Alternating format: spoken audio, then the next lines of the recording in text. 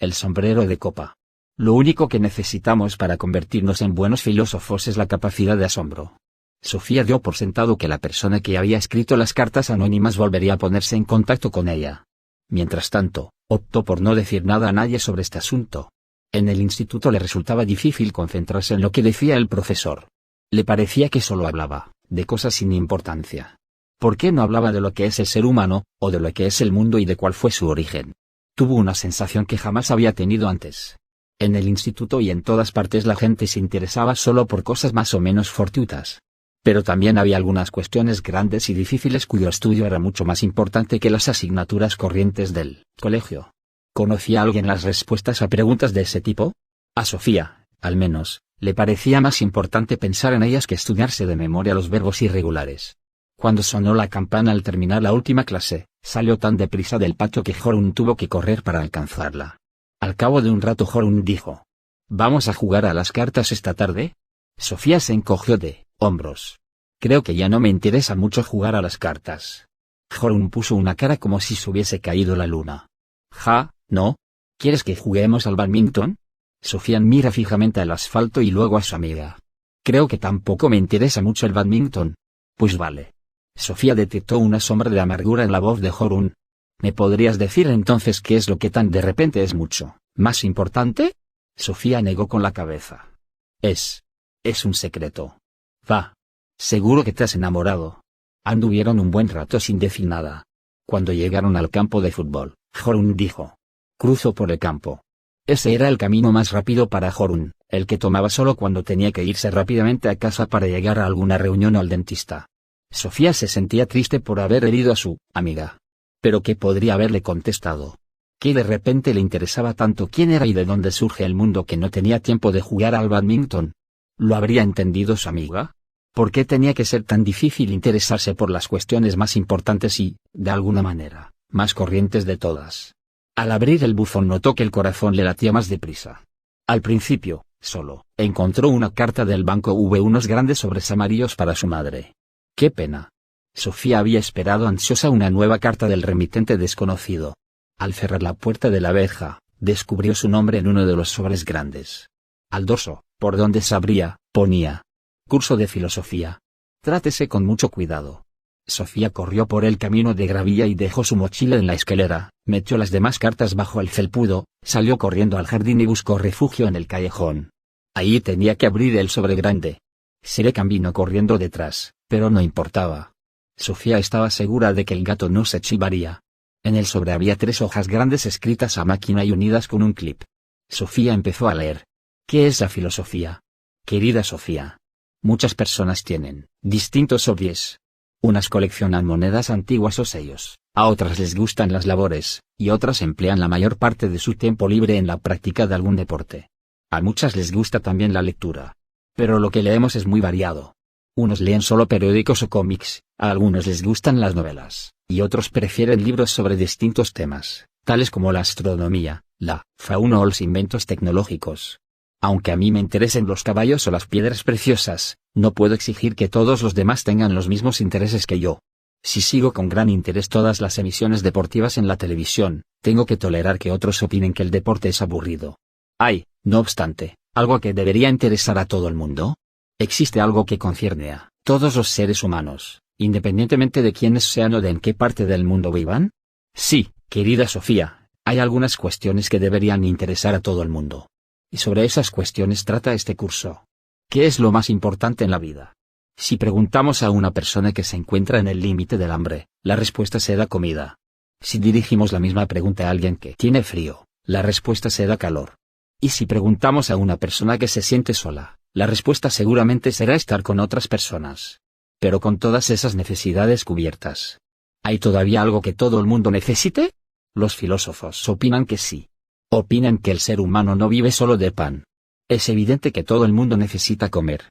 Todo el mundo necesita también amor y cuidados. Pero aún hay algo más que todo el mundo necesita. Necesitamos encontrar una respuesta a quién somos y por qué vivimos. Interesarse por el por qué vivimos no es, por lo tanto, un interés tan fortuito o tan casual como, por ejemplo, coleccionar sellos. Quien se interesa por cuestiones de ese tipo está preocupado por algo que ha interesado a los seres humanos desde que viven en este planeta. El cómo ha nacido el universo, el planeta y la vida aquí, son preguntas más grandes y más importantes que quién ganó más medallas de oro en los últimos Juegos Olímpicos de Invierno. La mejor manera de aproximarse a la filosofía es plantear algunas preguntas filosóficas. ¿Cómo se creó el mundo? ¿Existe alguna voluntad o intención detrás de lo que sucede? ¿Hay otra vida después de la muerte? ¿Cómo podemos solucionar problemas de ese tipo? Y, ante todo, ¿cómo debemos vivir? En todas las épocas, los seres humanos se han hecho preguntas de este tipo. No se conoce ninguna cultura que no se haya preocupado por saber quiénes son los seres humanos y de dónde procede el mundo.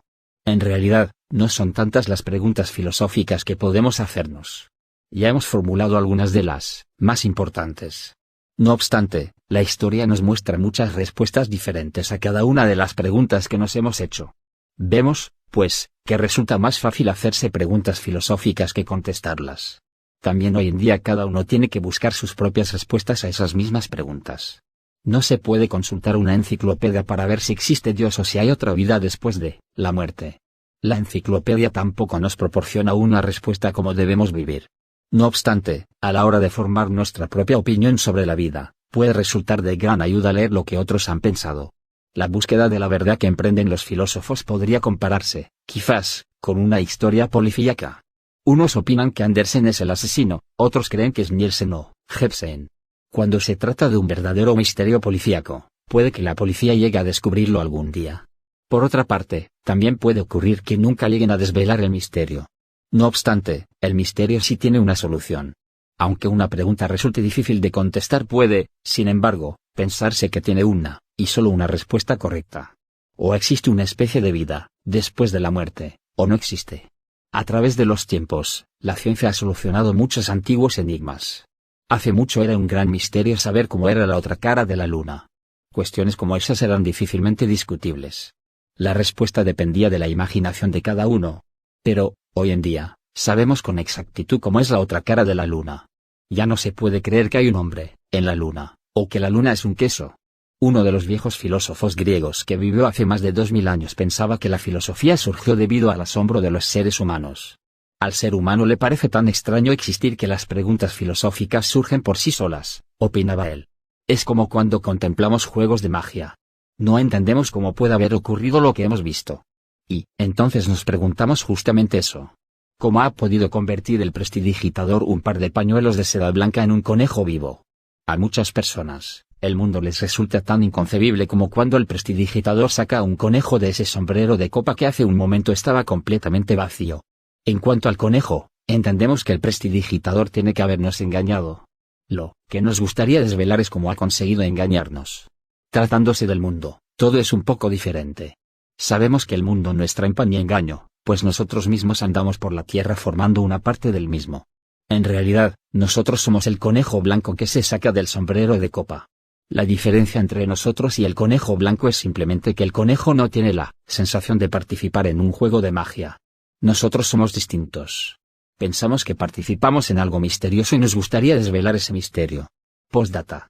En cuanto al conejo blanco, quizás convenga compararlo con el universo entero.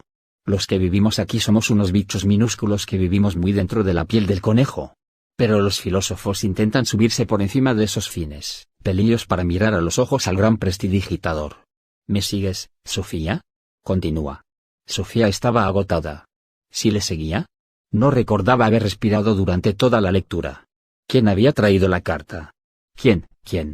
No podía ser la misma persona que había enviado la postal a Hilde Müllernack, pues la postal llevaba sello y matasellos. El sobre amarillo había sido metido directamente en el buzón, igual que los dos sobres blancos. Sofía miró el reloj. Solo eran las 3 menos cuarto. Faltaban casi 2 horas para que su madre volviera del trabajo. Sofía salió de nuevo al jardín y se fue corriendo hacia el buzón. ¿Y si había algo más? Encontró otro sobre amarillo con su nombre. Miró a su alrededor, pero no vio a nadie. Se fue corriendo hacia donde empezaba el bosque y miró fijamente al sendero.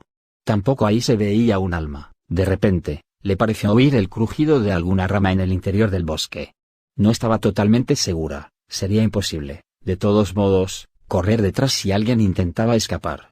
Sofía se metió en casa de nuevo y dejó la mochila y el correo para su madre. Subió deprisa a su habitación, sacó la caja grande donde guardaba las piedras bonitas, Las echó al suelo y metió los 2 sobres grandes en la caja. Luego volvió al jardín con la caja en los brazos. Antes de irse, sacó comida para Serekan. De vuelta en el callejón, abrió el sobre y sacó varias nuevas hojas escritas a máquina. Empezó a leer. Un ser extraño, aquí estoy de nuevo. Como ves, este curso de filosofía llegará en pequeñas dosis. Y aquí unos comentarios más de introducción. Dije ya que lo único que necesitamos para ser buenos filósofos es la capacidad de asombro. Si no lo dije, lo digo ahora. Lo único que necesitamos para ser buenos filósofos es la capacidad de asombro. Todos los niños pequeños tienen esa capacidad. No faltaría más. Tras unos cuantos meses, salen a una realidad totalmente nueva. Pero conforme van creciendo, esa capacidad de asombro parece ir disminuyendo. ¿A qué se debe? ¿Conoce Sofía Munsen la respuesta a esta pregunta? Veamos, si un recién nacido pudiera hablar, seguramente diría algo de ese extraño mundo al que ha llegado. Porque, aunque el niño no sabe hablar, vemos cómo señala las cosas de su alrededor y cómo intenta agarrar con curiosidad las cosas de la habitación. Cuando empieza a hablar, el niño se para y grita ¡guau, guau! Cada vez que ve un perro. Vemos cómo da saltos en su cochecito, agitando los brazos y gritando ¡guau, guau, guau, guau! Los que ya tenemos algunos años a lo mejor nos sentimos un poco agobiados por el entusiasmo del niño. Sí, es un guau, guau, decimos, muy conocedores del mundo, tienes que estarte quietecito en el coche. No sentimos el mismo entusiasmo. Hemos visto perros antes. Quizás se repita este episodio de gran entusiasmo unas 200 veces, antes de que el niño pueda ver pasar un perro sin perder los estribos. O un elefante o un hipopótamo. Pero antes de que el niño haya aprendido a hablar bien, y mucho antes de que aprenda a pensar filosóficamente, el mundo se ha convertido para él en algo habitual. Una pena, digo yo. Lo que a mí me preocupa es que tú seas de los que toman el mundo como algo asentado, querida Sofía. Para asegurarnos, vamos a hacer un par de experimentos mentales, antes de iniciar el curso de filosofía propiamente. Imagínate que un día estás de paseo por el bosque. De pronto descubres una pequeña nave espacial en el sendero delante de ti. De la nave espacial sale un pequeño marciano que se queda parado, mirándote fríamente. ¿Qué habrías pensado tú en un caso así? Bueno, eso no importa. Pero ¿se te ha ocurrido alguna vez pensar que tú misma eres una marciana? Es cierto que no es muy probable que te vayas a topar con un ser de otro planeta. Ni siquiera sabemos si hay vida en otros planetas. Pero puede ocurrir que te topes contigo misma. Puede que de pronto un día te detengas, y te veas de una manera completamente nueva. Quizás ocurra precisamente durante un paseo por el bosque. Soy un ser extraño, pensarás. Soy un animal misterioso. Es como si te despertaras de un larguísimo sueño, como la Bella Durmiente. ¿Quién soy? Te preguntarás. Sabes que gateas por un planeta en el universo. ¿Pero qué es el universo? Si llegas a descubrirte a ti misma de ese modo, habrás descubierto algo igual de misterioso que aquel marciano que mencionamos hace un momento. No solo has visto un ser del espacio, sino que sientes desde dentro que tú misma eres un ser tan misterioso como aquel. ¿Me sigues todavía, Sofía? Hagamos otro experimento mental. Una mañana, la madre, el padre y el pequeño Thomas, de 2 o 3 años, están sentados en la cocina desayunando. La madre se levanta de la mesa y va hacia la encimera, y entonces el padre empieza, de repente, a flotar bajo el techo, mientras Tomás se le queda mirando. ¿Qué crees que dice Tomás en ese momento? Quizás señale a su papá y diga: papá está flotando. Tomás se sorprendería, naturalmente, pero se sorprende muy a menudo. Papá hace tantas cosas curiosas que un pequeño vuelo por encima de la mesa del desayuno no cambia mucho las cosas para Tomás. Su papá se afeita cada día con una extraña maquinilla, otras veces trepa hasta el tejado para girar la antena de la tele, o mete la cabeza en el motor de un coche y la saca negra. Ahora le toca a mamá. Ha oído lo que acaba de decir Tomás y se vuelve decididamente. ¿Cómo reaccionará ella ante el espectáculo del padre volando libremente por encima de la mesa de la cocina? Se le cae instantáneamente el frasco de mermelada al suelo y grita de espanto. Puede que necesite tratamiento médico, cuando papá haya descendido nuevamente a su silla. Debería saber que hay que estar sentado cuando se desayuna. ¿Por qué crees que son tan distintas las reacciones de Tomás y las de su madre? Tiene que ver con el hábito. Toma nota de esto: la madre ha aprendido que los seres humanos no saben volar. Tomás no lo ha aprendido. Él sigue dudando de lo que se puede y no se puede hacer en este mundo. Pero, ¿y el propio mundo, Sofía? ¿Crees que este mundo puede flotar? ¿También este mundo está volando libremente? Lo triste es que no solo nos habituamos a la ley de la gravedad conforme vamos haciéndonos mayores. Al mismo tiempo, nos habituamos al mundo tal y como es. Es como si durante el crecimiento perdiéramos la capacidad de dejarnos sorprender por el mundo. En ese caso, perdemos algo esencial, algo que los filósofos intentan volver a despertar en nosotros. Porque hay algo dentro de nosotros mismos que nos dice que la vida en sí es un gran enigma. Es algo que hemos sentido incluso mucho antes de aprender a pensarlo. Puntualizo. Aunque las cuestiones filosóficas conciernen a todo el mundo, no todo el mundo se convierte en filósofo. Por diversas razones, la mayoría se aferra tanto a lo cotidiano que el propio asombro por la vida queda relegado a un segundo plano. Se adentran en la piel del conejo, se acomodan y se quedan ahí para el resto de su vida. Para los niños, el mundo y todo lo que hay en él es algo nuevo, algo que provoca su asombro. No es así para todos los adultos. La mayor parte de los adultos ve el mundo como algo muy normal. Precisamente en este punto los filósofos constituyen una honrosa excepción. Un filósofo jamás ha sabido habituarse del todo al mundo. Para él o ella, el mundo sigue siendo algo desmesurado, incluso algo enigmático y misterioso. Por lo tanto, los filósofos y los niños pequeños tienen en común esa importante capacidad. Se podría decir que un filósofo sigue siendo tan susceptible como un niño pequeño durante toda la vida. De modo que puedes elegir, querida Sofía. ¿Eres una niña pequeña que aún no ha llegado a ser la perfecta conocedora del mundo? ¿O eres una filósofa que puede jurar que jamás lo llegará a conocer?